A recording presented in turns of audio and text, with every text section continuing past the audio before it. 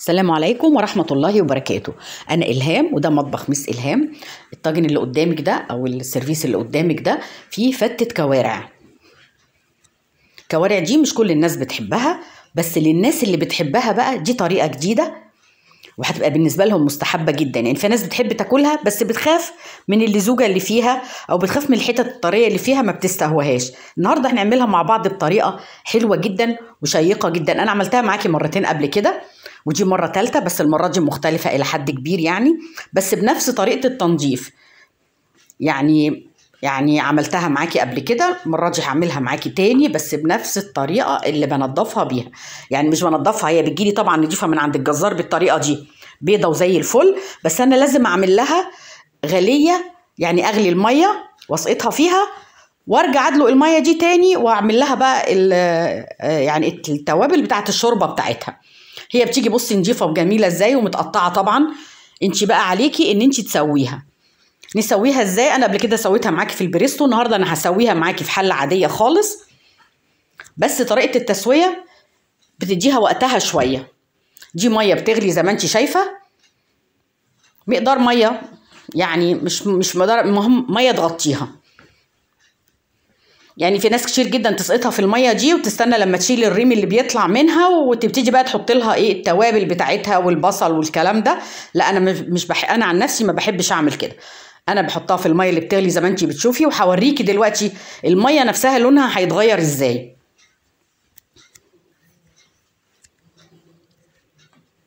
انتي بتستني عليها دقيقتين 3. بصي بس انتي ما بتمشيش من جنبها.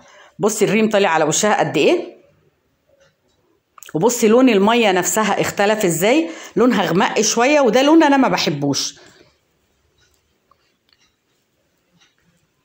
بس انا كده هطلعها في مصفى وهروح اغسلها تحت الحنفيه. الحله دي نفسها انا هدلق الميه اللي فيها واغسلها، اغسل الحله دي وادعكها كويس ما يبقاش فيها اي اثر لاي حاجه. بس كده انا غسلت الحله ورجعت فيها الكوارع في ميه ساقعه عاديه من الحنفيه خالص. هنزل معاها ايه بقى؟ يا ريت طبعا لو الحاجه دي فريش اوكي، مش فريش هتضطري من الفريزر. زي يعني دول شويه جزر مبشورين من الفريزر، اللي جنبيه الاخضر ده كرفس وبصل وطماطم. كل ده على البارد. يعني خلاص انا رجعتها في الحله زي ما انت شفتي اهو، والميه نظيفه والكوارع نظيفه والنار والعه تحتيهم. انا هغطي الحله ثواني كده، هروح اجيب بقيه الحاجه اللي هي الملح بقى والسكر وبقيه يعني المنكهات بتاعتها. دي معلقه سكر صغيره، قالب مرقه، حبهان، ده فلفل اسود حب او حصى، ما بحبش احط الفلفل الاسود المطحون عشان بيغمق الشوربه، ومعلقه ملح صغيره وورق لورا وفص مستكه واحد. المستكه انا عايزه احتفظ بس بريحتها ومش اصلا كترها بيمرر. بس انا هديها راحتها في السليق. دي كده اعتبريني بعملها لو الاكل بكره، اعتبريني بعملها بالليل. بحاول بتغلي زي ما انت شايفه على النار عاليه كده، بعدين اوطي عليها النار واديها حوالي ساعه او زي ما ربنا يأذن، يعني زي ما وقتك يسمح. انا بالليل بقى والعزومه لسه بكره، او الاكل اللي هاكله بكره. والمفضل كده لو انا بسويها في حله عاديه مش البريستو كده. انا بكره بقى يعني خلاص انا طفيت عليها بالليل، غلت غلوتين، والصبح برضو خليتها غلوتين.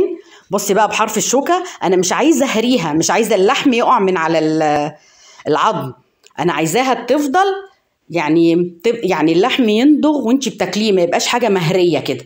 طبعا الشوربه بتاعتها مش هقول لك ريحتها، وبصي شكل الشوربه فاتحه من تحت اهو مع الوش اللي انت شايفاه.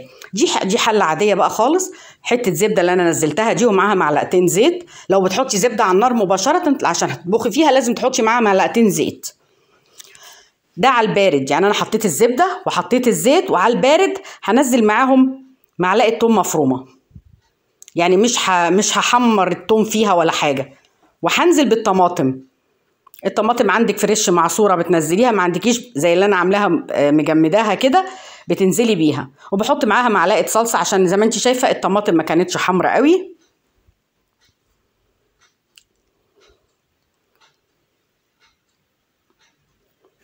انزل بمعلقه صلصه بتغمق اللون شويه. دي بقى التوابل بتاعتها ملح وفلفل عادي خالص، ما بحط لهاش اي منكهات. يعني على المستوى العام شوربه الكوارع زي ما شفتي الحاجات اللي انا حطيتها لها بس. ودي الصلصه توم ني، ما بحمروش وما بطشوش بخل ولا حاجه. وزي ما انت شفتي اهو اديني حطيت الملح والفلفل بس خلاص، وهسيبها تتسبك بقى. الميه دي كلها اللي كانت في الطماطم اللي نزلت مطرح هتتسبك. بصي ما شاء الله درجه لونها حلوه قوي، وهسيبها لما تتسبك خالص.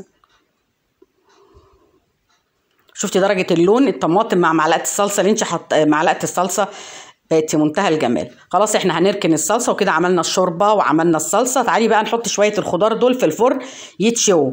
لو عندك وقت، ما عندكيش وقت هتحطيهم على عين البوتاجاز من بره. فلفل احمر واصفر دول بيدوا نكهه بس، وبصلايه. هتشوفي الحاجه دي هنعمل بيها ايه دلوقتي. ده العيش اللي انا حمصته.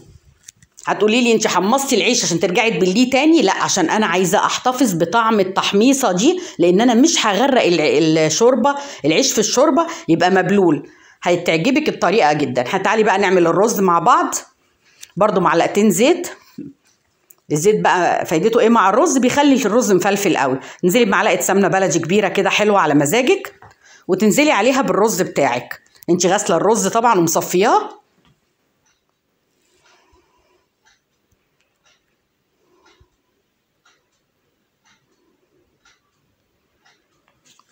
ننزل بالرز بقى كده ونقلبه في الماده الدهنيه اللي انت حطاها.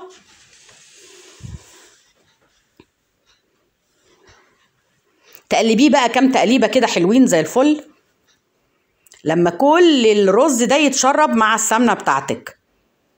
طولي بالك يعني ما تزهقيش، الرز يطلع مفلفل ويطلع طعمه حلو قوي. الرز ده انا ما بحطلوش اي منكهات، بمعنى ولا حبهان ولا قراوله ولا اي حاجه من الحاجات دي. ليه؟ لان انا هحط له شوربه بتاعه الكوارع. وشوربه الكوارع دي انا صفيتها طبعا لانها كانت مليانه فيها توم وفيها، لا عفوا ما فيهاش توم، يعني فيها البصل وفيها الطماطم ورق اللورا والحبهان، فهي واخده من كل النكهات دي. انا طبعا صفيتها عشان اشتغل منها بقى. باخد منها حوالي مغرفه كده او مغرفه ونص زي ما انت شايفه. وبعدين هكمل الباقي بالميه العاديه من الحنفيه عادي. بفضل اقلب الرز كله كده عشان ياخد من طعم الشوربه. وهزود الرز بتاعي. عايزه اقول لك على معلومه، وهي ان كوبايه الرز، الكوبايه الناشفه بتاعت الرز بتاخد كوبايه وربع سائل، كوبايه وربع شوربه، كوبايه وربع ميه، عشان يستوي ويطلع مظبوط جدا جدا. دايما انا وانا بكلم البنت الصغيره او العروسه اللي لسه بتعمل الحاجات دي لاول مره. في ناس كتير تقول لك ارتفاع الرز عن او ارتفاع الميه عن الرز ما يعادل عقله صباع. لو بتقدري تقيميها كده يبقى تمام. ما بتقدريش يبقى المعتاد ان كوبايه الرز اللي هتستخدميها نفس الكوبايه تاخدي عليها كوبايه وربع ميه. انا دلوقتي هعمل ايه بقى؟ هي دي الطريقه اللي انا بقول لك انها جديده وفي نفس الوقت بتدي طعم جديد. انا بطلع جزء من الكوارع. مش كل الناس بتحب تاكل الكوارع في الصلصه زي ما انا هحطها.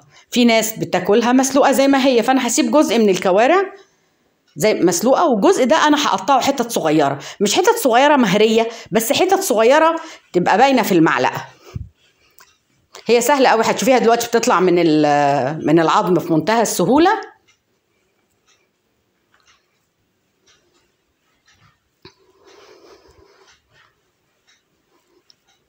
والعظم ده مش هيترمي، العظم ده من جواه هتلاقي كميه نخاع جميله جدا جدا ومذاقها حلو للناس اللي بتحب الاكل ده.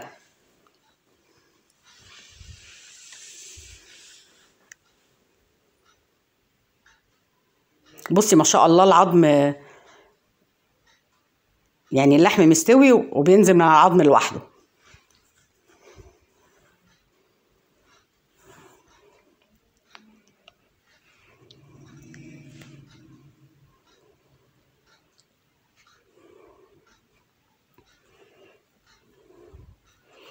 نقطع بقى الجزء اللي احنا خرجناه، تقطعيه يعني حتت مناسبة كده او اصغر من كده.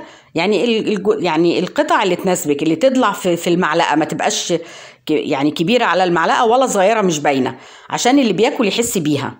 ايه فايدتها لما بتتحط في الصلصة كده؟ هتشوفيني دلوقتي انها ما ما يبقاش فيها الجزء اللي بيضايق الناس، اللي هو بيبقى بيلزق ده. كده انا قطعتها. طيب هعمل ايه تاني؟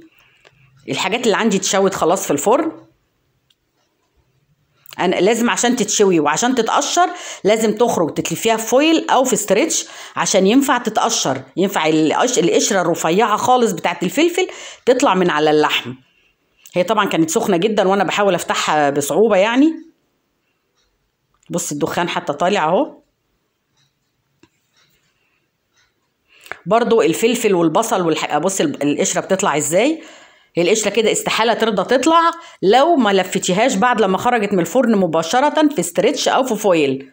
البخار ده بيساعد ان القشر يطلع من على اللحم. طيب فايدته ايه؟ اللحم الطماطم مع عفوا الفلفل مع البصل بيدوا طعم حلو جدا جدا لما بيتعملوا مع بعض. انا هضيف كل الحاجات دي مع بعض لبقيه الصلصه اللي عندي. يعني الصلصه هاخد منها جزء صغير قوي للفته والباقي هحط فيه. هتشوفيني خلينا ما نسبقش الاحداث. خلاص انا كده قطعت البصل وقطعت الفلفل الاخضر والاصفر والاحمر. هنعمل ايه؟ تعالي نعمل بقى نحضر الفته. انا وريتك العيش اللي انا محمصاه. انا عايزه العيش المحمص ده لو كلتيه لوحده ليه طعم حلو جدا. طب انا دلوقتي هحط عليه الشوربه مش هستفيد بالطعم ده؟ لا هنستفيد. ليه؟ هو المعتاد في الفته بتاعتنا ان احنا بنغرق العيش ده ميه او بنغرقه شوربه. لا مش ده اللي هيحصل خالص دلوقتي. انا هعتمد يعني هحط مغرفه شوربه واحده وممكن تكون اقل كمان. مغرفه شوربه واحده وهسيب العيش ده يطرى من سخونيه الرز لما تتحط عليه. بصي قد ايه شويه شوربه، يعني يمكن المغرفه مش مليانه. احط عليهم برضو شويه رز صغيرين واحط عليهم شويه صلصه مش كتير، نص مغرفه كده صلصه. نقلب بقى كل الخلطه دي مع بعض عشان اشرب شويه الشوربه الصغيرين دول للعيش. انت لو دقتي دلوقتي العيش وهو شارب كميه صغيره هيندغ معاكي، مش ما تحسيش ان هو بايش في بقك.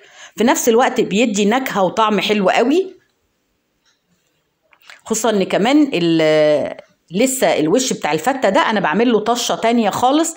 هتحسي انها مختلفه، ما فيهاش خل طبعا خالص، بس طعمها حلو جديده علينا.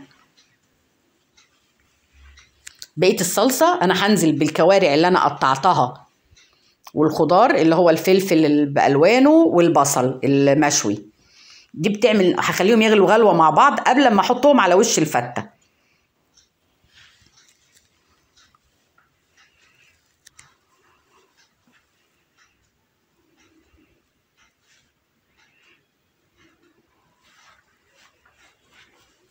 الفلفل مع البصل المشوي مع الكوارع المتقطعه عامله طعم حلو قوي. جربيها. تعالي بقى دي الطشه اللي انا بقولك عليها. لان ليه بحطها على النار سريعا كده؟ لان كام خطوه اللي ورا بعض دول بيكونوا بسرعه شويه. ان انا حطيت الاول حطيت مع العيش والصلصه والشوربه في الطاجن وسبتهم. دلوقتي بقى هعمل الخطوات دي سريعا. يعني انا حطيت اهو معلقه سمن ومعلقه، هي معلقه سمن بالاكتر بس معلقه كبيره شويه، وعليها شويه فلفل اسود، شويه كزبره، كل ده على الني ما بستناش حاجه تتحمر. واحط عليهم معلقه ثوم مفروم. انا موطيه البوتاجاز لان طبعا لو عالي دول هيتعملوا بسرعه جدا، وانا عايزه كل الحاجات تتحط مع بعض. حطيت الثوم، هقلبهم كده تقليبه. وتعالي بقى نكمل بقيه السيرفيس بتاع الفته.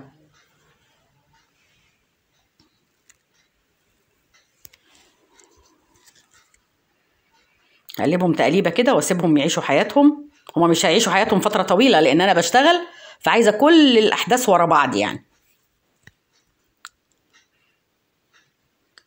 ده طبق الفته بتاعي. هزود عليه شويه شوربه صغيرين قوي. على فكره الشوربه على العين التانية بتسخن، لان المفروض الفته دي تتقدم سخنه جدا، او جمالها بيبان في السخونيه بتاعتها. تعالي بقى نحط عليها بقيه الرز. خدي بالك ان العيش مش معجن والعيش ما فيش فيه شوربه كتيره. انا زي ما قلت لك هعتمد على ان الرز هينزل سخن على العيش يديله بس سنه طراوه، لكن لما هتاخدي معلقه الفته هتقدري تحسي بطعم كل حاجه لوحدها.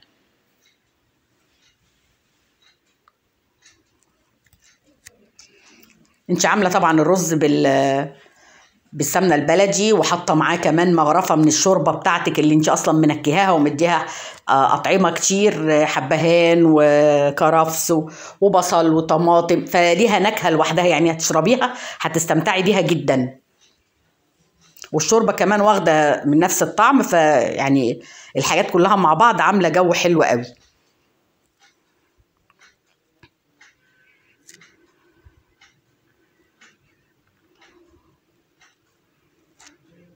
كده بقى انا انزل عليها بالصلصه اللي هي اصلا محتواها ايه؟ صلصه بالكوارع المتقطعه بالخضار اللي احنا حطيناه معاها، يعني طبق مش هتندمي لما تعمليه.